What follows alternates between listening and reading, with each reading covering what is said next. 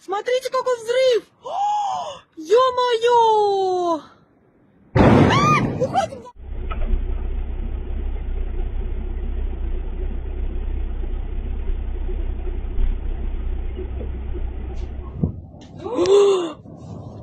Ого! Охренеть!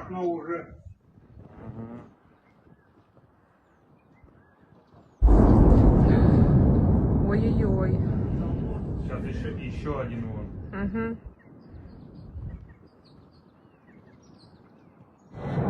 Охуеть! Это что было? Что-то взорвалось очень сильно. Огненный шар. Так, да, надо куда-то срочно смываться, так что... Куда? Да не знаю куда, на дорогу опасно выезжать. Так, бери. Держись, ложись, сейчас будет.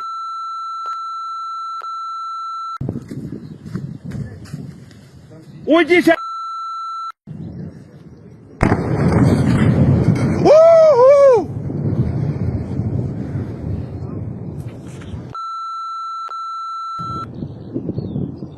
Опять нахуй.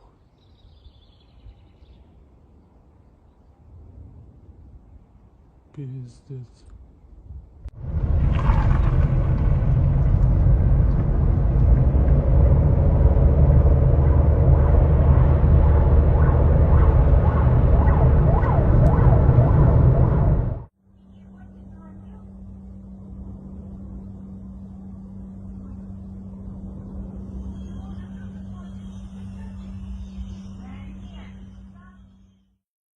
In other news tonight, Russia's deadliest attack on Ukraine in nearly a year. President Trump sending a direct message to Vladimir Putin, telling him, quote, Vladimir, stop. But it all comes after the U.S. proposed to Ukraine to give up the land taken by Russia since the invasion. And tonight, President Trump is now being asked, what is Russia giving up? Here's Martha Raddatz. Tonight, Ukrainians reeling after the largest Russian attack on the country in nearly a year.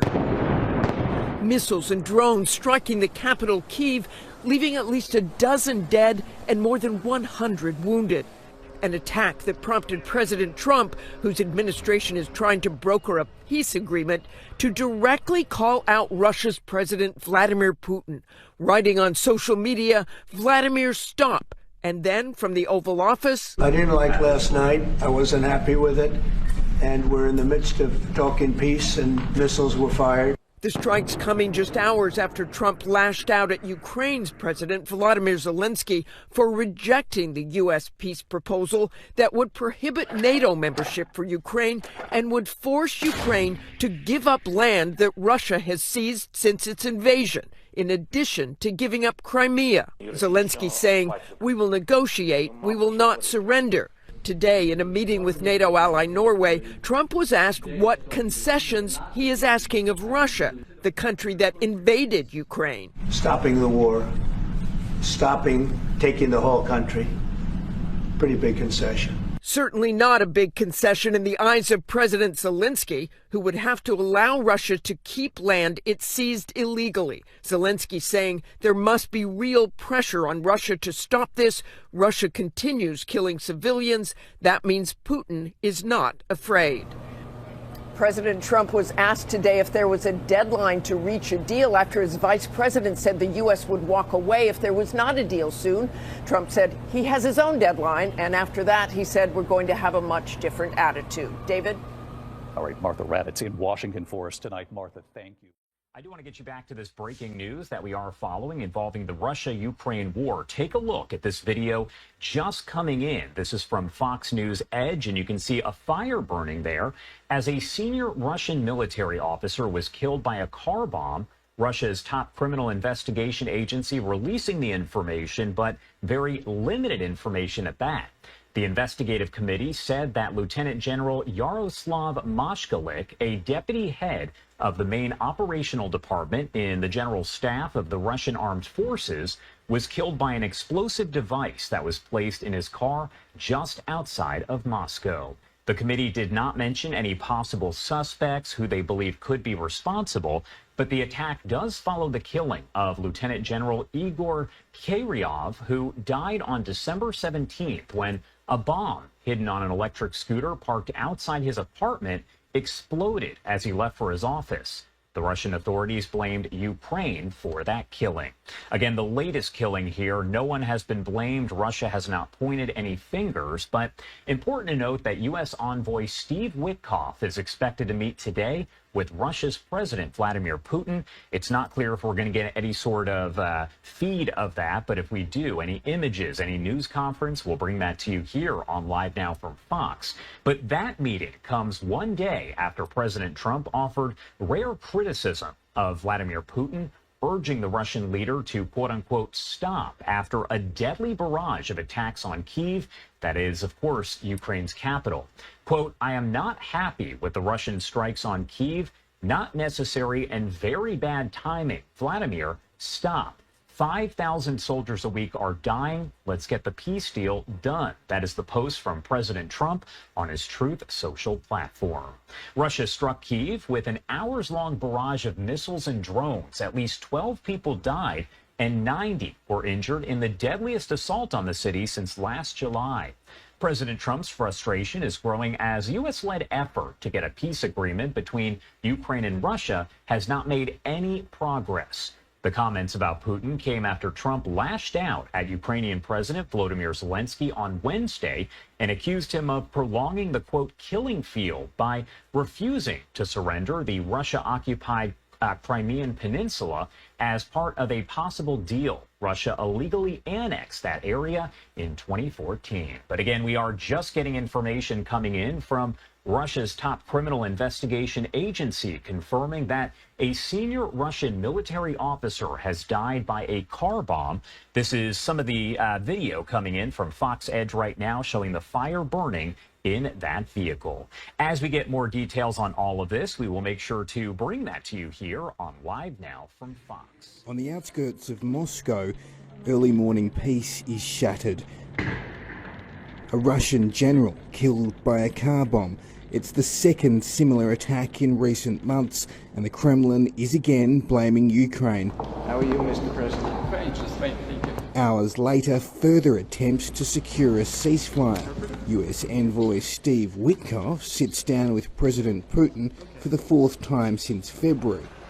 The US is putting a time limit on brokering a peace deal. I think Russia and Ukraine, I think they're coming along, we hope.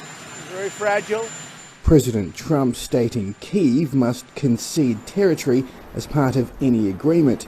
Russia illegally annexed Crimea in 2014. It's still recognised by the Western world as being part of Ukraine. Volodymyr Zelensky says a ceasefire should come first. Temporarily occupied territories are just temporarily occupied, but they still belong to Ukraine. To give up the territory, it's not fair. But for the peace, temporary peace, maybe can be solution. In Kyiv, dozens gathered to mourn the 12 lives lost in Russia's latest attack. 12 people are confirmed dead. We did not find any more bodies under the rubble. As the ceasefire talks drag on, the death toll continues to climb. Elias Kluwer, ABC News.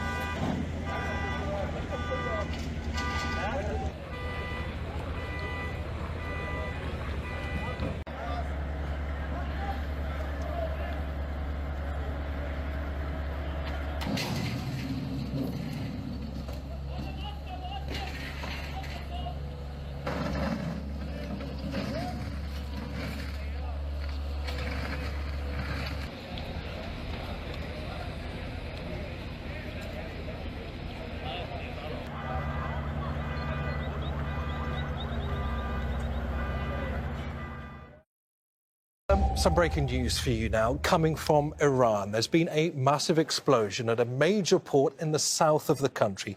State media says at least 406 people have been injured. These are some of the latest images coming from the scene of that explosion. A plume of smoke, as you can see, has been rising over the Rajai port. That's in the city of Bandar Abbas. Glass was reportedly shattered within several kilometres of the blast. An indication of the size and scale of it. Firefighters and the Red Crescent are at the site. Authorities are still investigating the cause of that blast. We'll, of course, monitor those developments, but for the time being, let's go to Towhid Asadi, who joins us live from Tehran. Towhid, any more details on what's happened here? Well, actually, about 3 hours ago, there was a massive explosion that took place in Shahid Rajai port in Hormuzgan province near Bandar Abbas city of Iran. Let's say it was really massive, so strong that the let's say explosion sound was heard kilometers away from the scene. And right now, the live footage by the state TV indicates that the fire is still active and the smoke is coming out of the scene. If you just look at the statements coming from Iranian officials, the cause is not clear yet. It is reportedly said by the state TV that an explosion by a container or let's say a tank containing inflammable material has caused it, but it's still investigations. Further scrutiny is underway according to different Iranian officials. The initial report by Fars news agency was 46 people injured, but 2 hours after that, it increased by 10 times. And now the latest lines coming that we've got more than 400 people injured. And looking at the scene, the casualties are still gravely feared with respect to the intensity of the active fire there. And there are footages of nearby buildings and cars showing huge destruction. And we've got this statement, latest line from the oil companies of the country saying that the infrastructures related to the oil refinery is not touched. It continues its operation. It's not related to oil infrastructures of the country. So far, this is what we have, but still we are waiting for further updates as it's an active scene and as the fire continues. As you say, Towhid, it is an active scene. If you do hear any more information, do let us know. Just to repeat what we are reporting, a huge explosion at Bandar Abbas, that's Iran's...